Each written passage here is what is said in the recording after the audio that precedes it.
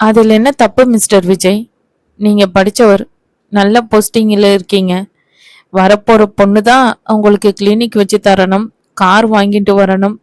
இப்படி கேட்கறது நல்லாவா இருக்கு? அவங்க உங்க அம்மாவை போலீஸ்ல சொல்றேன்னு சொன்னதில் தப்பே இல்லை. அவங்க எதுக்கு மன்னிப்பு கேட்கணும்? நான் மகதிக்கு ஃபுல் சப்போர்ட் செய்கிறேன் என அஜய் சொல்ல, வசந்தும் பைரவியும் அஜய் சும்மா இரு என்று அவனை அடக்க, ராமமூர்த்தியும் சாரதாவும் மேலே என்ன செய்வது என்று தெரியாமல் கையை பிசைந்தனர். வாப்பா வா, நீ பஞ்சாயத்து பண்ணலன்னு யாராவது கேட்டோமா? அழுதாங்களா இங்க? ஏதோ அமெரிக்காவில இருந்து வந்தோமா, 4 அச்சதைய போட்டோமா, சோற்ற போட்டாங்களா, தின்னமான்னு போயிட்டே இருக்கணும். அதை விட்டுட்டு எதுக்கு உங்களுக்கு வேண்டாத வேலை? பெத்தவங்களே வாயை மூடிட்டு இருக்கிறப்போ நீங்க எதுக்கு அந்த பொண்ணுக்கு சப்போர்ட் பண்ணணும்? நானும் பார்க்குறேன், அந்த பொண்ணோட எப்போ பாரு சிரிச்சு பேசிட்டே இருக்க. என்ன விஷயம்? ஏன் இவ்வளவு பேசுற? நீயும் தானே டாக்டர். பேசாம நீயே அந்த பொண்ணை கல்யாணம் பண்ணிக்கோ. வெறும் கையை வீசிட்டு வருவா. கையை பிடிச்சு கூப்பிட்டுட்டு கொண்டு அமெரிக்காவுக்கு போ என அமிர்தா பட்டென்ன சொல்ல, மாமி என்ன பேசுறீங்க? தயவு செஞ்சு மன்னிச்சிருக்கோங்க. ஏதோ தெரியாம அவ பேசிட்டான். அவ சார்பில் நான் மன்னிப்பு கேட்குறேன் என சாரதா இறைஞ்ச, அம்மா நீ ஏம்மா கண்டவாய்கிட்ட மன்னிப்பு கேட்டுண்டு என வசந்த் தன் தாயை தடுக்க, சாரதா ஆண்டி, அங்கிள், நான் மகதியை கல்யாணம் செய்துக்க இஷ்டப்படுறேன். என்னை பற்றி உங்களுக்கு இத்தனை நாளில் நன்னா தெரியும். எனக்கு எதுவும் வேண்டும். அந்த ஆண்டி சொன்னபடி வெறும் கையை வீசிட்டு கூட வர வேண்டாம். என் கையை பற்றி கொண்டு மனைவி என்ற உரிமையோடு அமெரிக்காவுக்கு மகதியை அழைச்சிட்டு போக நான் ரெடி என்ற தடாலடியாக சொன்ன அஜய் மகதியை திரும்பி, Magathi, will you marry me? என் பெட்டர் ஆஃபா இருக்க என்னோட வருவியா? உன்னை நான் வற்புறுத்த மாட்டேன். இந்த கல்யாணம் நின்றதால் வேறு வழி இல்லாம நீ என்னை சூஸ் பண்ண வேண்டாம். உனக்கு பிடித்திருந்தால் சொல்லு. உங்க பழக்க வழக்கங்கள் எல்லாம் நான் அவ்வளவா ஃபாலோ பண்ணினது இல்லை. என் அம்மா அமெரிக்கன் லேடி, அப்பா உங்களாவாதான். எனக்குன்னு இப்ப யாருமே இல்லை. எனக்கு உங்க குடும்பத்தை ரொம்ப பிடிச்சிருக்கு. உன்னை கல்யாணம் செஞ்சுட்டு உங்க ஆத்துல ஒருத்தரா இருக்க பிரியப்படுறேன். உனக்கு என்னை பிடிச்சிருந்தா தயங்காம சொல்லு. பிடிக்கலனாலும் பரவாயில்ல. உனக்கு பிடிச்சவங்கள பார்த்து கல்யாணம் செய்யறது என்னோட பொறுப்பு. என்ன சொல்ற மகதி என்று கேட்டான் அஜய். மகதி சின்ன புன்னகையுடன் தன் பெற்றோரை பார்க்க, அதுவரை நடந்த அனைத்தையும் ஒரு கையாலாகாத தனத்துடன் பார்த்து கொண்டிருந்த சாரதா தன் பெண்ணுக்கு நல்ல வாழ்க்கை கிடைத்த மகிழ்ச்சியுடன் தலையாட்ட, ராமமூர்த்தியும் எங்களுக்கு விருப்பம். என்னம்மா மகி, உனக்கு அஜயை மணந்து கொள்ள விருப்பமா என கேட்டவருக்கு, எனக்கு அஜயை பிடிச்சிருக்குப்பா. உங்க எல்லாருக்கும் சரினா எனக்கும் ஓகே தான் என்றாள் மகதி. அப்போ எங்கதி என விஜய் கத்த, வாசலை காட்டினான் அஜய். வசந்தோ, இதுக்கு மேல தொல்லை செஞ்சீங்கன்னா நாங்க நிஜமாவே போலீஸுக்கு தான் போக வேண்டியிருக்கும் என, டேய் விஜய், அவங்க எல்லாம் ஒன்னா சேர்ந்துட்டாங்கடா, வா நம்ம போகலாம். அதுக்கு தான் நான் அப்பவே தலையால அடிச்சிட்டேன். என் பேச்சை யார் கேட்டா? பாத்திரம் மறிஞ்சு பிச்சையிடு, கோத்திரம் தெரிஞ்சு பொண்ணை கொடுன்னு. இவ எல்லாம் நம்ம லெவலுக்கு சரிப்படுவாளா? பாரு, அமெரிக்க மாப்பிள்ளன்னா உடனே வாயை பழக்கிறத பார். வாடா கண்ணா, நீ அந்த தொழிலதிபர் வீட்டு பொண்ணை உனக்கு பார்க்குறேன் என்ற அமிர்தா தன் மகன் கையை பிடித்து இழுத்து கொண்டு தன் கணவருடன் வெளியேறினாள். பாவம் விஜய் ஏமாற்றத்துடன் திரும்ப திரும்ப பார்த்து கொண்டே என்ன செய்வது என்று தெரியாமல் தன் தாயை பின்தொடர்ந்தான். வாழ்க்கை அவனுக்கு வசந்தத்தை காட்டியது.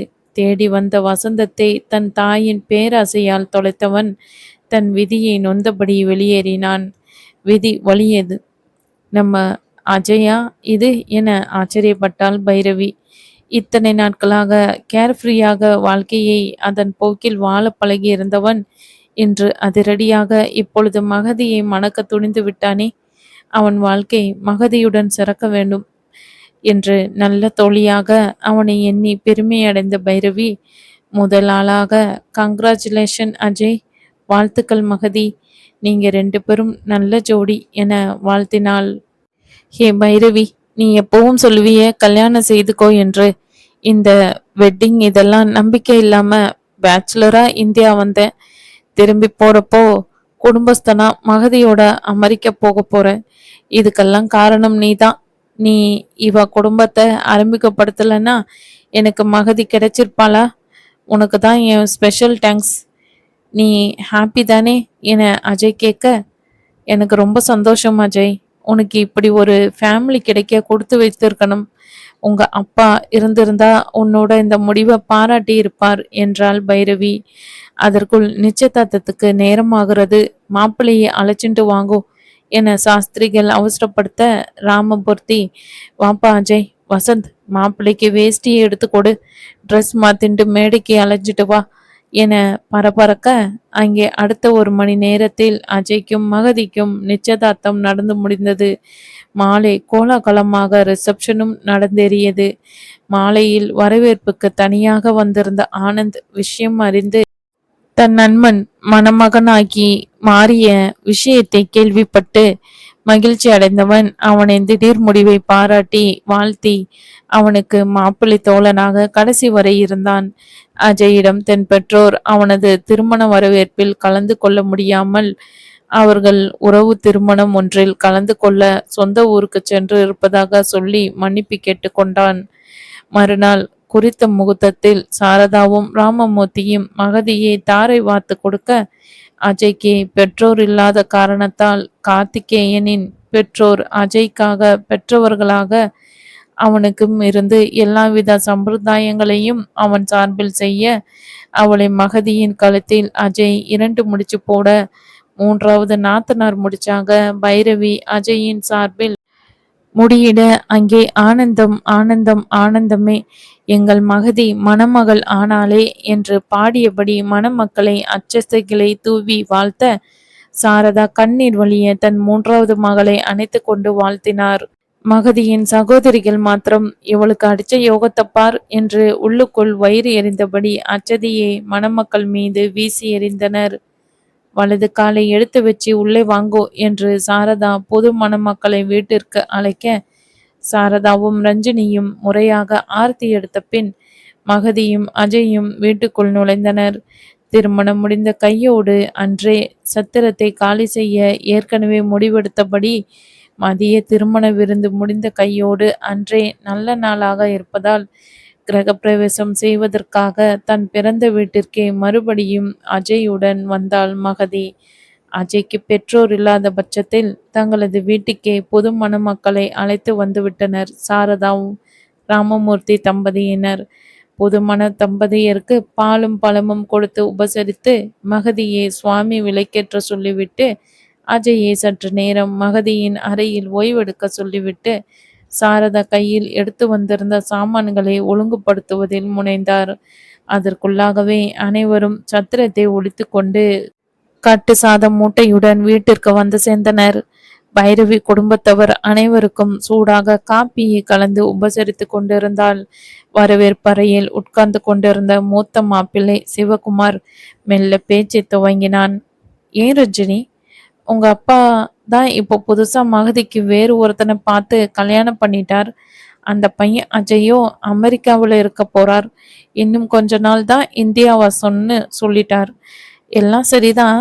இனிமே அந்த கார் வச்சுட்டு என்ன பண்ண போறாளாம்? உனக்கு ஏதாவது விஷயம் தெரியுமா? உங்க அம்மா ஏதாவது உன்கிட்ட சொன்னாலா என்ன? அங்கே உட்கார்ந்து கொண்டிருந்த ராமமூர்த்தி தன் மகளை பார்க்க, ரஞ்சினியோ உள்ளே சமையலறையில் அப்பொழுது எதையோ எடுத்து வைத்து கொண்டிருந்த தன் தாயை அழைத்தவள், அம்மா, இங்க சித்த வந்துட்டு போ, உன் மாப்பிள்ளை என்னவோ கேட்கிறார் பார் என குரல் கொடுக்க, கல்யாணம் முடிந்த கையோடு ஆரம்பிச்சிட்டா. இப்பதான் கொஞ்சம் வீடு சந்தோஷமா இருக்கு. அந்த மனுஷனுக்கு அது பொறுக்காதே, மூக்குல வேர்த்துடும். யாரும் நிம்மதியா இருக்கப்படாது. அடுத்து என்ன கேட்க போறாளோ என்று நினைத்தபடியே சமையலறையில் இருந்து வெளியே வந்தார் சாரதா. என்னம்மா, காதுல விழுந்ததா? நன்னா திவ்யமா கேட்டுது. ஏன் இப்ப அந்த காரை பத்தி என்ன? அது மகதிக்கும் பைரவி கிஃப்டா பண்ணா? அதுக்கு இல்ல ரஞ்சு, அவ கிஃப்ட் பண்ணா, அதெல்லாம் ஓகே தான். அவளே இன்னும் கொஞ்ச நாள்ல அமெரிக்காவுக்கு ஆத்துக்காரரோட பறந்து போயிடுவாளே, அப்புறம் அதை வச்சுட்டு இவ என்ன பண்ணுவா? அதான் கேட்டேன். யானைக்கு தீனி போட்டு கட்டுப்படியாகுமா என்ன? பெட்ரோல் விக்கிற விலையில் இதெல்லாம் இவாளுக்கு கட்டுப்படியாகுமா? அதான் கேட்டேன். சாரதா ராமமூர்த்தியை பார்க்க, மாப்பிள்ளை அஜயும் மகதியும் இங்க இருக்கிறவரை காரை யூஸ் பண்ணட்டும், அப்புறம் என்ன செய்யறதுன்னு பார்க்கலாம், அது அவளோட கிஃப்ட், அவ இஷ்டம் என முடித்துவிட, இல்ல ஒருவேளை அவ விற்க நினைச்சா நான் வாங்கலாம்னு தான். எப்படியும் செகண்ட் ஹேண்டு கார் வாங்கணும்னு பார்க்குறோம். இப்போ என் தம்பி என்னோட பிஸ்னஸ் பார்ட்னரா ஜாயின் பண்ணிட்டான். எங்களுக்குன்னு மாருதி ஸ்விட்ச் இருந்தாலும் இன்னும் ஒன்று அவனுக்கு தனியா இருந்தா சௌகரியமா இருக்குமே. ஒரு 5000மோ 10 கொடுத்தால் போச்சு. அது ஆக்சுவலா பார்த்தா அம்பத்தூருக்கு வர வேண்டியது கார் தானே. என்ன புரியாம பார்க்குறேன்? அம்பத்தூருக்கு என் தம்பி கல்யாணம் பண்ணிட்டு வர வேண்டிய பொண்ணு இப்போ அமெரிக்காவுக்கு போக போறா. நல்ல யோக ஜாதகம் என்று இழித்து வைத்தான் சிவகுமார். அங்கே அப்பொழுதுதான் அஜயுடன் ரூமிலிருந்து வெளியே வந்த மகதி தன் அத்திம்பேரை முறைக்க, நீ முறைத்தால் நான் பயந்துருவேனா என அவளை லட்சியம் செய்யாமல் சிரித்தபடி பதில் பார்வை பார்த்தான் சிவகுமார். எங்க புது மாப்பிள்ள முன் தங்கள் குடும்பமானம் சந்தி சிரிக்கப் போகிறதோ என்று ராமமூர்த்தி அதை அப்புறம் பார்க்கலாம் என்று முடித்துவிட்டார். இவற்றை எல்லாம் பார்த்து கொண்டுதான் இருந்தான் அஜய். ஒன்றும் பேசாமல் லேசாக சிரித்துவிட்டு, மகதி சோடா காப்பி ப்ளீஸ் என மகதி சிரித்தபடி உள்ளே செல்ல, அவள் புது மணப்பெண் என்று அவளை தடுத்துவிட்டு பைரவி தானே அஜய்க்கு காப்பி எடுத்து வர உள்ளே சென்றாள். பொதுவாக கொண்டிருந்தது பேச்சுவார்த்தை. இரண்டாவது மாப்பிள்ளை கார்த்திகேயன் தன் பெற்றோர்களிடம் கல்யாணியும் குழந்தைகளையும் மாத்திரம் விட்டுவிட்டு திருவள்ளூருக்கு திருமணம் முடிந்த கையோடு சென்று விட்டான். என்னப்பா அஜய், இந்தியா வந்து நல்லா சிக்ஸர் அடிச்சிட்ட. அதாயா லட்டு மாதிரி மகதியை பிடிச்சியே, அதை தான் சொல்கிறேன். ஸோ உன்னோட பிளான் என்ன? மகதியோட தனி கொடுத்தனமா இல்லை மாமியார் வீட்டிலே டேராவா? அமெரிக்க பழக்கம் என்ன? எப்பொழுதும் யாருடனாவது வம்புக்கு போகும் சிவகுமாரை அடக்க எண்ணி அதெல்லாம் இந்தியாவில் தான் கல்யாணம் பண்ணி கொடுத்து பொண்ணை அனுப்பினாலும் எத்தனை வருஷம் ஆனாலும் மாப்பிள்ளை என்று பந்தா செய்துட்டு மாமனார் வீட்டில் தங்குவது எல்லாம் அமெரிக்காவில் ஒரு வயதுக்கு மேல் பெற்றவர்களை யாரும் இப்படி டிஸ்டர்ப் செய்வதில்லை. அவரவர் வாழ்க்கை அவரவர்களுக்கு. அதிலும் நான் அங்கேயே பிறந்து வளர்ந்தவன். எனக்கெல்லாம் தனி கொடுத்தனம் தான் பெட்டர். இன்னும் ஒரு 6 மாதம்தான் இங்க. அதுவரை இந்தியாவில் தான் தங்க வைப்பேன். வேண்டும். மகதியிடம் இன்னும் இது பற்றி டிஸ்கஸ் செய்யவில்லை. அதுவும் இல்லாம இதெல்லாம் எங்கள் பர்சனல் மேட்டர். இப்படி பொதுவா டிஸ்கஸ் செய்வது எனக்கு பிடிக்காது. சாரி என அவனது மூக்கை உடைத்தான் அஜய். முகம் சிவக்க கோபமாக ஏதோ சொல்ல வந்தவன் ரஞ்சனியின் பார்வையில் தன்னை அடக்கி கொண்டான் சிவகுமார்.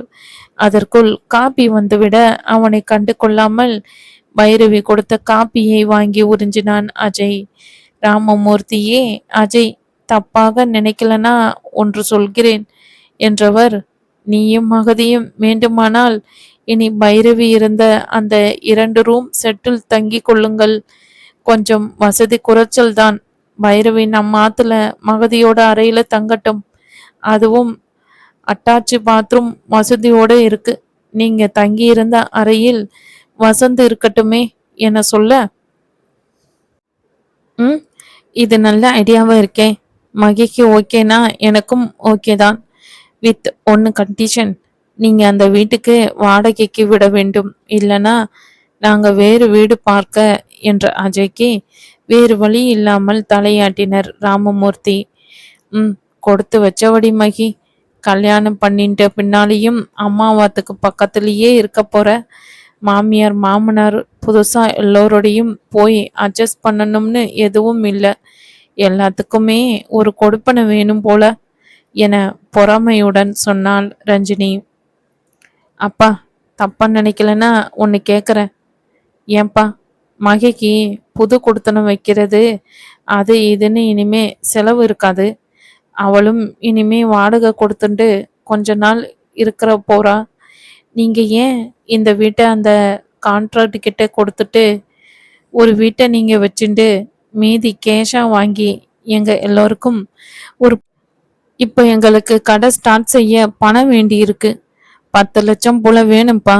சமயத்துல நீங்க ஹெல்ப் பண்ணலன்னா எப்படி? அப்புறம் பிறந்தாத்த மனுஷானே இருந்து சொல்லுங்க, என்ன பிரயோஜனம்? இத பார் ரஞ்சினி, திரும்ப திரும்ப இப்படி பணம் கொடுனா நாங்க எங்க போறது? இப்போதான் உன் தங்க கல்யாணம் முடிஞ்சு ஆத்துக்குள்ளேயே வந்து அக்காடான்னு உட்கார்ந்து இருக்கோம். கொஞ்சம் கூட நிம்மதியா இருக்க விடாம எங்களை பிடுங்கி எடுத்தா எப்படி? முதலும் கடைசியுமா உனக்கு உங்க ஆத்துக்காரருக்கும் சொல்றேன், என்னால ஒரு குந்துமணி காசு கூட கொடுக்க முடியாது. என்கிட்ட இல்ல. வீட்டையெல்லாம் இப்ப எதுவும் விக்கிற ஐடியா எனக்கு இல்ல. முதல்ல வசந்த் தலையெடுக்கட்டும். இது பரம்பரையா வந்த சொத்து இல்ல. இப்பவே பாகம் பிரிச்சு கொடுன்னு நீ கேக்குறதுக்கு என் சொந்த சம்பாத்தியத்துல கட்டுனது. எனக்கு எப்போ எல்லாருக்கும் கொடுக்கணும்னு தெரியும். இனி இது பற்றி பேசாத என ராமமூர்த்தி முடித்து விட, சரிப்பா, நீங்க சொல்றது ஒரு வகையில் நியாயம்தான். இன்னும் வசந்த் தலையெடுக்கல. உங்களுக்கும் இந்த ஒரு சொத்து தான் இருக்கு. இதன் மேலேயும் கொஞ்சம் கடன் இருக்குன்னு தெரியும். சரி, ஒத்துக்கொள்கிறேன். ஆனா உங்க பரம்பரை நிலத்துல இருந்து வந்த பணத்துல தான் மகதிக்கு கல்யாணம் செலவழிச்சிங்க. எல்லாம் ஓகே தான். ஆனா அம்மா கிட்ட தான் அவ ஆத்து நில குத்தக பணம், அதோட அவ பரம்பரை வீட்டை விற்ற பணம்னா எனக்கு தெரிஞ்சு ஒரு 20 லட்சமாவது இருக்கும். 4 நாளைக்கு முன்னால அந்த குத்தகக்காரன் கணக்கு சொல்லிட்டு 2 லட்சம் பணமும் கொடுத்ததா கல்யாணத்துக்கு வந்தவன் எங்க ஆத்துக்காரர்கிட்ட சொன்னானாம். ஏன்பா, அதிலிருந்து ஒரு 10 லட்சம் கடனா கொடுக்க கூடாதா என்ன? அந்த டெபாசிட் பணத்தோட வட்டியை மாத்திரம் நீங்க யூஸ் பண்ணலாமா? இப்போ அந்த பணம் பிக்சட் டெபாசிட்டா வேஸ்டா தானே இருக்கு என விடாமல் ரஞ்சினி வார்த்தையாட, மேலே அவளுக்கு என்ன பதில் சொல்வது என்று தெரியாமல் ராமமூர்த்தி சாரதாவை நோக்கி ஏதாவது செய்ய என கண்களால் இறைஞ்ச, அதுவரை வாயை திறக்காமல் கணவர் சமாளித்துக் கொள்வார் என்று இருந்த சாரதா, ரஞ்சி, என்ன நீ? ஆத்துக்கு புதுசா இப்பதான் மாப்பிள்ளை வந்திருக்கார். இப்படி எதையாவது பேசினால் எப்படி? என் பிறந்தாத்து குத்தக பணம் பற்றி பேசாதன்னு உனக்கு எத்தனையோ வாட்டி சொல்லியாச்சு. அது எனக்கு மாத்திரம் சொந்தம் இல்லை. என் காலம் இருக்கிற வரைக்கும் என் அண்ணன் குடும்பத்துக்காக காத்திருப்பேன். டெபாசிட்ல வட்டி கூட நான் பாதியை எடுத்துட்டு மீதியை அதே அக்கௌண்ட்ல போட்டுடுறேன். அதை பற்றி நீ கேட்காத சொல்ல என கோபமாக, மகதி, உங்க அம்மா எந்த குத்தக பணத்தை பற்றி பேசுறாங்க என அஜய் திடீரென இவர்கள் பேச்சின் நடுவில் நுழைய, குடும்பம் மொத்தமும் அஜய் எதற்கு பணத்தை பற்றி கேட்கிறான் என ஆச்சரியமாக பார்க்க, அதுவரை அமைதியாக எல்லாவற்றையும் ஒரு பார்வையாளராக பார்த்து கொண்டிருந்த பைரவி கூட சற்றே வியந்து அஜயை நோக்க, அவன் தன் பார்வையாலேயே அவளை அமைதியாக இருக்கும்படி வேண்டினான்.